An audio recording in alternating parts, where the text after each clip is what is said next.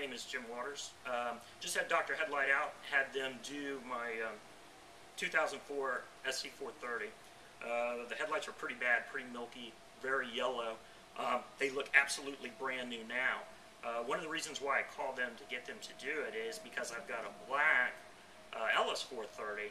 The headlights were the same way, and I had them do them about almost 3 years ago, and they look brand new, not a single problem. So just have them come out and take care of the red one for me, and pleased with what they've done.